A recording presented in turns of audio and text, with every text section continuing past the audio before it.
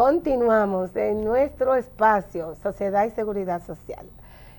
Tenemos como cada viernes un invitado que me regocija tenerlo acá con nosotros porque es una persona bien joven. Yo pude ver, tuve acceso a su perfil, a su información académica y laboral, y yo misma me digo, oh, pero el doctor yo no sé qué ha hecho, porque qué ha entretenido el tiempo si solamente se ha dedicado será a estudiar.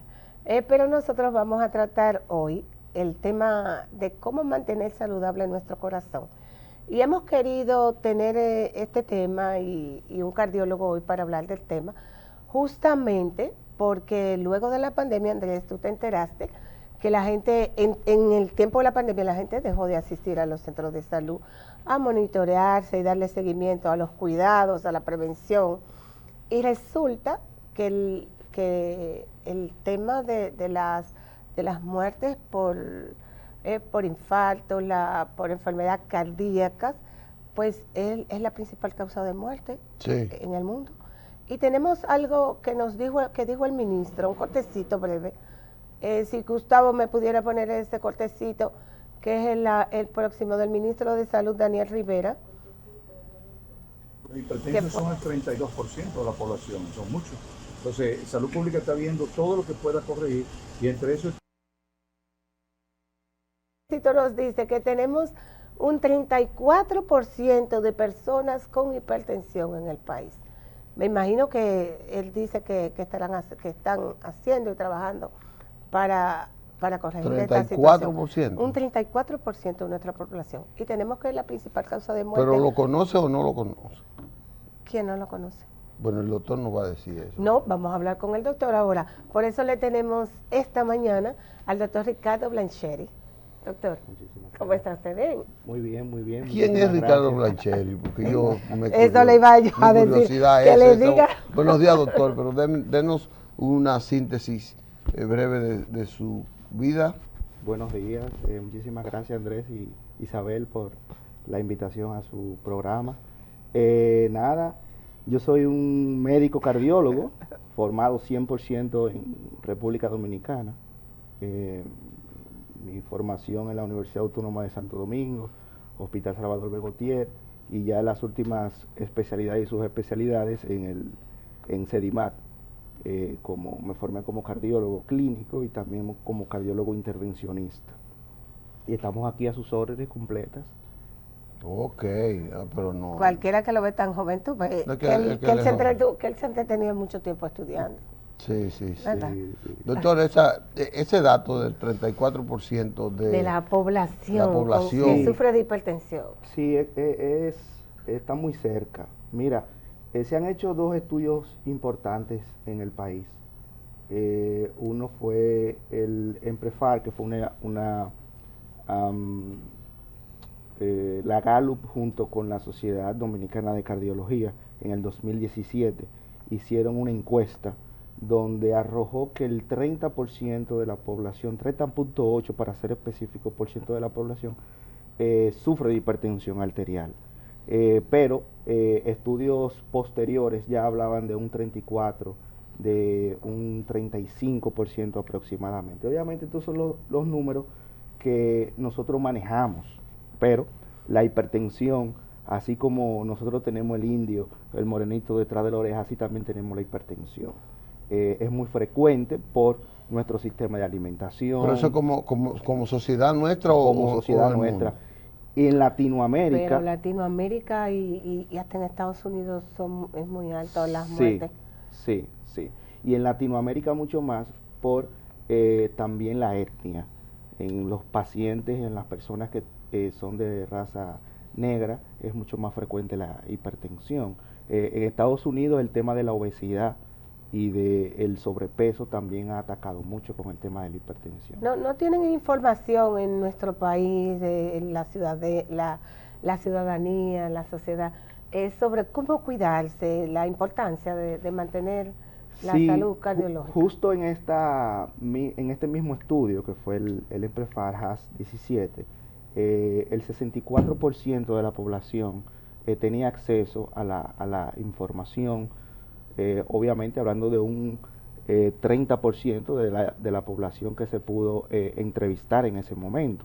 Entonces, sí hay acceso, pero aún es muy limitada el acceso a la información, y la prevención, que es donde más nosotros tenemos que atacar en esa parte. Todavía no se han tomado las riendas correctamente en ese sentido, porque hay que darle más énfasis a la prevención. La prevención de las enfermedades cardíacas tiene un héroe en República Dominicana, murió, que se llama el doctor Héctor Mateo, que todos los años inclusive organizaba un festival de informaciones, de actividades, y él celebraba la Semana del Corazón. Correcto. Había maratones y había una integración del sector privado, de empresas que auspiciaban ese tipo de actividades. Es decir, como que el ejercicio es uno de los elementos fundamentales para la prevención, para sufrir las enfermedades cardíacas. De hecho, esta misma encuesta fue dedicada al doctor Mateo por su gran empeño en la prevención cardiovascular. Siempre recalcamos que es importante saber los números, no los números del impacto que tiene la problemática, sino sus números personalmente. En cuánto está su presión arterial, en cuánto debe estar la presión arterial. 120/80 es lo normal o menor, es lo normal. Cuando hablamos de 120/80 son dos números. Estos números representan la sístole y la diástole del corazón, donde el corazón en un momento se llena de sangre y en otro entonces expulsa la sangre. Por eso son dos números. 120/80 es el número ideal para nosotros tener como presión arterial. Yo quiero que usted oriente a nuestro público, doctor, diciéndole cuál es la función que tiene el corazón en nuestro organismo. Sí, el corazón es un órgano bastante importante, ya que es una bomba, así como nosotros tenemos una bomba de agua en la casa que suministra el agua a la casa, asimismo el corazón tiene un efecto de bomba en el organismo y se encarga de llevar todos los nutrientes y de llevar toda la circulación necesaria a los diferentes órganos. ¿Okay? Sin el corazón, obviamente nadie puede vivir, y fíjese si falla que el corazón, alguna parte del organismo se afecta. Claro que sí, todo el organismo se afecta. Y fíjese que a las 4 o 5 semanas ya el corazón está latiendo dentro de la barriga de la madre y no se para nunca más hasta el momento de la muerte. No. O sea que es un órgano bastante importante, noble, porque se puede ver afectado no tan solo por las condiciones genéticas, sino también por las condiciones medioambientales y de estilo de vida. O sea, el corazón es esa bomba que impulsa la sangre, siendo la sangre como el medio por el cual llegan nutrientes a las distintas partes del cuerpo. Sí. El corazón es el responsable. Si el corazón tiene defecto, entonces a veces dicen un corazón grande, a veces dicen un corazón que está, ¿cómo se llama? Los triglicéridos, que cuando están altos afectan mucho al cuerpo. Tú tienes que tener triglicéridos bajitos y a veces el corazón bombea más de la frecuencia que debe bombear. Explíqueme esos tres elementos. Primero vamos con el corazón grande, que es muy frecuente. A esto le llamamos falla cardíaca o insuficiencia cardíaca. Y una de las principales causas de la falla cardíaca y la insuficiencia cardíaca es la hipertensión arterial. ¿Okay? La cardiopatía isquémica, que es la enfermedad de la obstrucción de las arterias del corazón, también lo tiene como causa. Pero el corazón grande es a lo que nosotros le llamamos falla cardíaca o dilatación del ventrículo izquierdo, que se da cuando el corazón por sí mismo, por aumento de las presiones o por falta de irrigación a sí mismo, se dilata y no puede entonces hacer ese trabajo de bomba que hace el corazón. ¿Okay?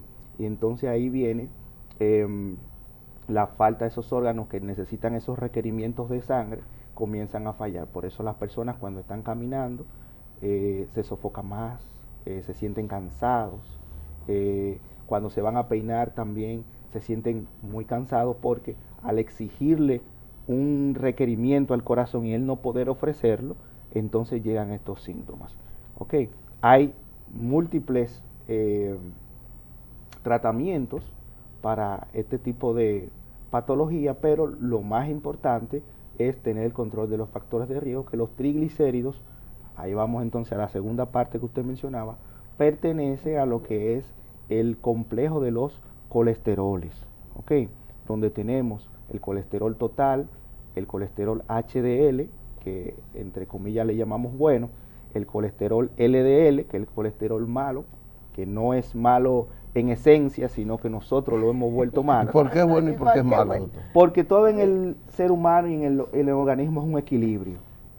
El LDL y el HDL tienen una combinación, su trabajo. Ellos son los encargados, porque son lipoproteínas, son los encargados de llevar el colesterol que es necesario para el organismo, para las estructuras y para la síntesis de hormonas, lo llevan al hígado, que lo hace el HDL, y el LDL entonces lo lleva a la sangre para estar disponible. Ahora, cuando se salen de ese equilibrio, que uno lleva más que el otro, normalmente el LDL, que lleva el colesterol a la sangre, entonces se excede y tenemos el HDL bajito que no lo puede regresar al hígado para sintetizarlo o para degradarlo, entonces ese colesterol comienza a acumularse en las arterias y comienza entonces a tapar las arterias, el lumen de las arterias, el LDL, que hasta ahora es uno de los parámetros que se toma en cuenta para entonces nosotros iniciar tratamiento en algunos casos o tener un mejor control metabólico de los pacientes que tienen algún Entonces, tipo de... escúchame Isabel, Sí, el sí. LDL al acumularse en las arterias provoca como una especie de obstrucción Correcto. a la circulación Sí. de la sangre. Sí, a las arterias. Es una enfermedad que no tan solo se da en las arterias del corazón, también se puede dar en las arterias del cerebro, del riñón, de la vista. O sea, ese colesterol malo se puede acumular ahí. Sí. Entonces, forman unas placas que se llaman placas de ateroma, que son unas placas de colesterol que se endurecen, que se calcifican y con el tiempo entonces disminuyen la luz del vaso, porque el vaso no es más que una tubería. El corazón, como le dije que es una bomba, tiene tuberías, que esas son las arterias que llevan la sangre a los órganos. Entonces, si esas arterias y esas tuberías comienzan a taparse, entonces no vamos a tener el resultado final que queremos, que es que llegue la sangre a ese órgano. Entonces ahí viene la aterosclerosis. Los triglicéridos pertenece a ese grupo de lípidos, ¿ok? Y los triglicéridos se convierten también en colesterol, porque los triglicéridos vienen más de los carbohidratos. Entonces tener los triglicéridos altos, eso también implica que el colesterol va a aumentar.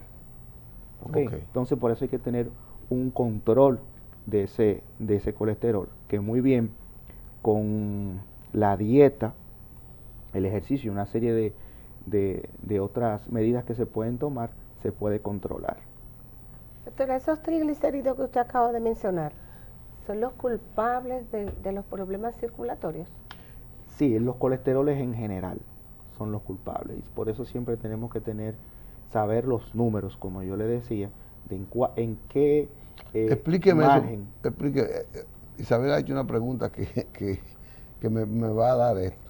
Ayer yo vi dos amigos que tenían el susto porque el médico le dijo que tenían un colesterol 499 estaba y los triglicéridos en 1890. Y él dice, y el médico le dijo, tú estás muerto en vida. ¿Por qué? Bueno, lo que pasa es que imagínese lo que le acabo de explicar. Un perfil metabólico horrible tiene este señor, este paciente, porque esas grasas se están acumulando en su organismo porque están en el torrente sanguíneo. Okay, no están donde deberían de estar, que es en el hígado o en los órganos que se necesitan para los requerimientos. Se ha pasado de los requerimientos de colesterol. Lo normal es que tengamos un colesterol total, que es la suma de los colesteroles, por debajo de 200. y un colesterol LDL ideal es por debajo de 100, según los últimos parámetros de las guías de lípidos. Entonces, fíjese usted que este señor tiene un colesterol total en 400, que probablemente ese LDL debe de estar por encima de los 180, 190 miligramos ¿Cuánto por que debe decilitro. debe estar? Por debajo de 100 el LDL, que le damos Ay, bastante madre mía. importancia.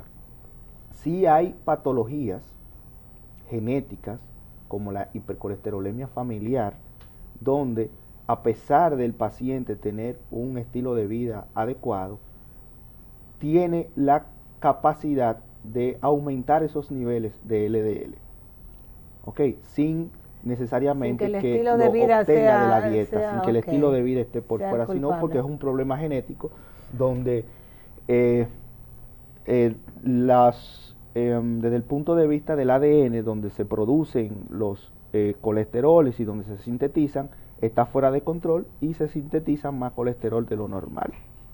Entonces, estas personas deben de tener un tratamiento especial y investigar la historia familiar también, porque tienen más chance de hacer lo que llamamos muerte súbita. Esas son la gente, doctor, que dice que producen el colesterol, que no es su alimentación, sino que ellos lo producen.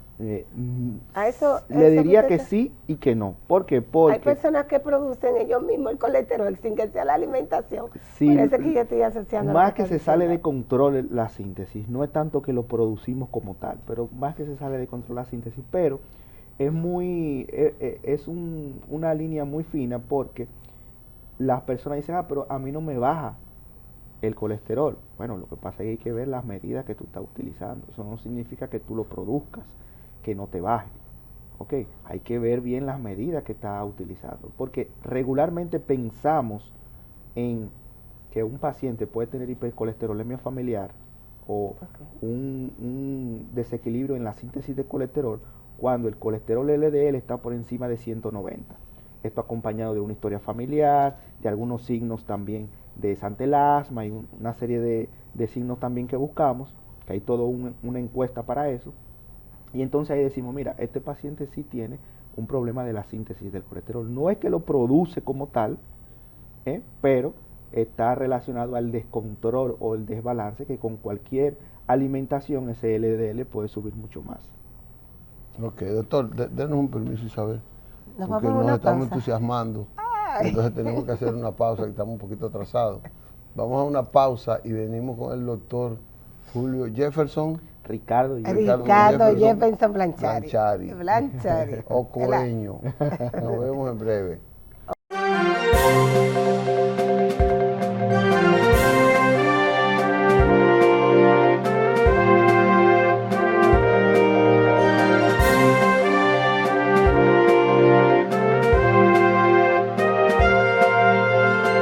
Continuamos con la conversación que tenemos en la mañana de hoy con nuestro doctor Blanchari. Recuerde que el doctor es cardiólogo. Estamos conversando hoy sobre los problemas cardíacos. Doctor, hace un momentito usted mencionó la palabra muerte súbita. Y nosotros acostumbramos y escuchamos decir mucho, fulano falleció de un infarto, fulano le dio un infarto y no tenía nada, o una persona que está enferma le dio un infarto. ¿Qué es realmente un infarto? Bien, el infarto es la falta de sangre que llega al órgano, en este caso, el corazón. Entonces, cuando una de las arterias del corazón, por las plaquitas que estuvimos hablando, por los ateromas, por el acúmulo de grasa, cierra el lumen, o sea, por donde debe de viajar la sangre, se tapa, se cierra, se obstruye, entonces la sangre no llega a ese territorio del corazón y esas células que están ahí se mueren. Entonces provocan lo que es un infarto. Y obviamente... ¿Eso se produce como de forma instantánea, así, rápida? Sí y no. Hay obstrucciones que son parciales y los pacientes pueden presentar síntomas, dolor de pecho, dificultad para respirar, antes de que se tape totalmente la circulación. Entonces, por eso debemos de revisar, de ir a una consulta periódica, a un chequeo cardiovascular, por lo menos una vez al año, para prevenir que estas situaciones ocurran. Pero el infarto en sí es una entidad, la cardiopatía isquémica, como nosotros le llamamos, es una entidad bastante diseminada. La causa número 1 de muertes a nivel mundial es el infarto, la cardiopatía isquémica. O sea que la número 1 de muertes. La número 1 dentro de las enfermedades no transmisibles, que por debajo incluso está, por debajo de la cardiopatía isquémica está el cáncer. O sea, se mueren más personas de infarto que de cáncer a nivel mundial. Okay. Doctor, ¿y cómo uno puede parar eso? ¿Qué hay que hacer para que la gente no sufra de esa cardiopatía isquémica? Muy bien. Hay factores que inciden en tener una enfermedad cardiovascular. Dentro de esos factores tenemos factores que son no modificables, como la edad, el sexo, la genética, que son factores que no podemos modificar. ¿El sexo es el sexo de la persona o la práctica sexual? No, el sexo de la persona, ya sea hombre o mujer. ¿A qué le da más? ¿Al hombre? Al hombre. Al hombre. La mujer, por el tema de la menstruación y de los estrógenos, está protegida hasta cierta edad, pero luego que pasa a la menopausia se puede comparar con el hombre. Porque muchos de los elementos que provocan esa enfermedad se erosionan, se expulsan con la menstruación. No, es por los estrógenos, que los estrógenos bajan en la menopausia y los estrógenos tienen un perfil de protección cardiovascular. Correcto. Porque los estrógenos están sintetizados de colesteroles. Entonces, como la mujer necesita muchos estrógenos, esos colesteroles se sintetizan en estrógenos y no afectan el sistema cardiovascular. Okay. Mientras que el hombre no. El hombre ya a partir de los 50, 45 años aumenta el riesgo de tener un ataque cardíaco o de tener un problema en la circulación de las arterias del corazón. ¿Qué no debemos hacer entonces para sufrir eso? Entonces, le decía de los factores que estos factores no son modificables, pero hay factores que son modificables o medioambientales. Dentro de ellos tenemos el tabaquismo. El tabaco o el consumo de cigarrillo es uno de los factores independientes más importantes y más nocivos para el sistema cardiovascular. ¿Por qué? Porque el cigarrillo disminuye la concentración de oxígeno en las arterias y por ende aumenta la presión arterial y aumenta el acúmulo de grasa en las arterias. O sea que una persona que solamente fume tiene 3 veces más chances de hacer un ataque cardíaco que una persona que no lo haga. Ese es el primer factor de riesgo, o sea que dejar de fumar es esencial. Es una medida preventiva importantísima. Importantísima. Sigue entonces la dieta, una dieta balanceada que sea rica en vegetales, en legumbres, poca grasa, pocos carbohidratos, muy poca azúcar, es lo ideal. Trabajar esa dieta, que se puede buscar ayuda con un nutricionista o con nosotros mismos los cardiólogos, que siempre damos buenas recomendaciones. Y en nuestro medio el consumo de sal es importantísimo. No consumir sal, no añadirle sal a la comida, porque la sal aumenta también los niveles de presión arterial. Le sigue entonces movernos, la movilidad, hacer ejercicio. Mientras más nos movemos, mientras más nuestros músculos están en actividad, eso baja los niveles tensionales, baja los niveles de presión arterial y aumenta la circulación de todas las arterias. ¿Ok? Entonces, por lo menos se recomienda 150 minutos de ejercicio a la semana, que eso usted lo puede dividir como usted quiera. ¿Ok? Yo lo que les recomiendo a mis pacientes es que hagan por lo menos 3 o 4 veces a la semana ejercicio, 30 minutos. Que no de ejercicio de caminar a un paso lento, sino un ejercicio que realmente queme calorías. Queme calorías, que consuma calorías y que se sienta el paciente que está... que sude. Exactamente, que sude, que se siente que está ejercitándose. Luego de esto, Tenemos también entonces el sueño que ustedes mencionaron Exacto. hace un momentito. El no dormir provoca primero aumento de peso, porque cuando no dormimos hay una enzima en el estómago que se sintetiza más rápido, que es la grelina, y eso hace que le dé más hambre, y usted entonces por ende come más, tiene más ansiedad, aumenta de peso, el colesterol sube, la presión sube, y el no dormir afecta directamente su sistema cardiovascular. Además de que las arterias siempre están en vasoconstricción. ¿Cuánto le recomienda a usted dormir a una persona? Lo que se recomienda como mínimo son 7 horas de sueño, ¿okay? De un buen sueño, no tener aparatos de comunicación dentro de la habitación, tener la habitación bien cerrada, lejos del ruido y oscuro, y que usted duerme entonces 7 horas por lo menos al día, de un real descanso. Con eso que el doctor acaba de decir, ya yo entiendo por qué tenemos una población tan alta con hipertensión, doctor, porque la gente generalmente esa dieta no es la que consume, la que usted acaba de decir. Como que no tenemos un nivel de educación desde pequeñito de qué es la alimentación adecuada para esa salud que necesitamos. El tema de la movilidad, pues todo el mundo quiere, si va a llegar a un sitio, se para ahí mismo, donde va a entrar. Claro. Y apenas toma la parte de ejercitarse como algo estético, porque no tiene la mentalidad de la parte de la salud. Así mismo es. Y con el sueño, todo el mundo duerme con el televisor ahí viendo. No, y además tenemos ¿Qué una está juventud, pasando? tenemos una juventud que está muy inclinada hacia la alimentación chatarra, y la alimentación alta en carbohidratos. Correcto. Y entonces, sí, algo muy importante que no podemos dejar de mencionar es la incidencia de diabetes. La diabetes y la hipertensión son dos hermanas, como yo le digo, que van de la mano, porque la diabetes afecta también la vasculatura, afecta las arterias, no solo del corazón, sino de todo el organismo, lesionándolas, porque el azúcar alta daña los riñones, daña el corazón, daña el cerebro, daña todo. Y obviamente eso también tiene mucho que ver con la alimentación, ¿okay? Con el exceso de azúcar y de carbohidratos que regularmente nosotros tenemos. Digo nosotros porque en nuestra sociedad lo que más se comen son carbohidratos. sí. Siempre la comida, la cena está acompañada de un carbohidrato o de un azúcar.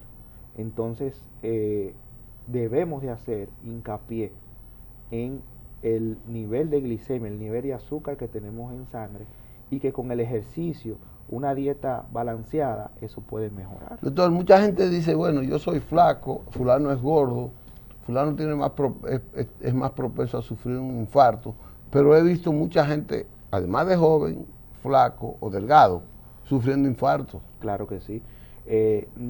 No hay una relación directa, porque son diferentes factores de riesgo que intervienen en la enfermedad, porque si usted es flaco pero fuma, usted tiene chance de hacer un infarto, ¿ok? O sea, son diferentes factores que intervienen, pero la obesidad está relacionada directamente con una mayor probabilidad de tener un evento cardiovascular. O sea que si usted está flaco y conoce sus números y sabe que todo está en orden, la probabilidad de tener un ataque cardíaco es mucho menor que si está en sobrepeso, si no hace ejercicio, si mantiene una vida sedentaria. ¿Okay? Sí. Las probabilidades son muchísimo más altas. Ahora, que sea flaco, que sea gordo, no escapa a que pueda tener un evento, porque también está el tema de la genética, que lo hemos mencionado, sí. Y de ser hombre, la edad también influye. Mientras más caminamos hacia la vejez, entonces más propensos somos de tener un ataque cardíaco. Eso iba a preguntar, doctor. Yo mientras hablaba pensaba, ¿y envejece el corazón? Claro que sí, discúlpeme. Sí. Claro que sí, como todos los órganos de nuestro organismo. Así como el organismo, la piel, todo, claro, el corazón sí. también envejece. Envejece y Por eso es necesario tener una buena salud cardiovascular, porque no sé si han visto en las redes sociales y esto, que hay personas muy mayores, de 70, de 80 años, que están en muy buena condición física, porque llevan un régimen de alimentación, de estilo de vida, de sueño y de todo esto, que le permite estar en esas condiciones. Pues el corazón es igual. Mientras más salud le damos al corazón, pues mucho más él va a durar, prolongada es la mucho vida. más va a tener una vida prolongada. Y su ejército. Ya no terminó el tiempo. Los contactos del doctor, ¿dónde está? ¿Dónde lo podemos ubicar? Sí, ya, que nos deje finalmente. sus contactos. Sí, muy bien. Tenemos 2 sitios donde damos consulta, aparte de la parte pública, porque también damos servicio en la parte pública. Sedimat, tenemos consulta 2 veces a la semana, martes y miércoles en la mañana, y en Centro Médico Moderno todas las tardes a partir de las 3:30 de la tarde. En el hospital Moscoso Puello también ahí estamos a sus órdenes en lo que podamos servirles. Bueno, como siempre debo terminar felicitando a Isabel, Vamos a agradeciéndole darle- al doctor Blanchardí, Y las gracias al doctor Silverio, allá Sí. justamente en el Moscoso Puello. Sí, que fue lo que consiguió. Ah, Silverio, mi Sí, hermano. hay que darle Ay, no las me diga. gracias Sí, al sí, doctor sí. Ah, Silverio. pues dar las gracias al doctor, gracias a Isabel por nueva vez traer un programa tan instructivo, tan orientador y de prevención a las enfermedades, en este caso cardíacas, que como ha dicho el doctor es la de mayor mortalidad en el mundo, y eso hay que tomarlo en cuenta. Doctor, esperemos que pronto vuelva a este programa para nosotros entonces hacer un intercambio con el público y que el público le pueda hacer las preguntas debidas. Yo contentísimo y muchísimas gracias por la invitación, muy amable y muy afable el programa. Correcto. Gracias, Señores, doctor. nos veremos ya el próximo lunes, porque este viernes, pero usted lo va a ver en YouTube. En media hora va a estar subido a YouTube este programa. Gracias y nos veremos en el próximo Hasta el espacio de viernes. Periodismo y Sociedad. De mi parte, El hasta el viernes viernes. con Seguridad Social. Está bien, nos veremos. Isabel no se va a perder esta semana.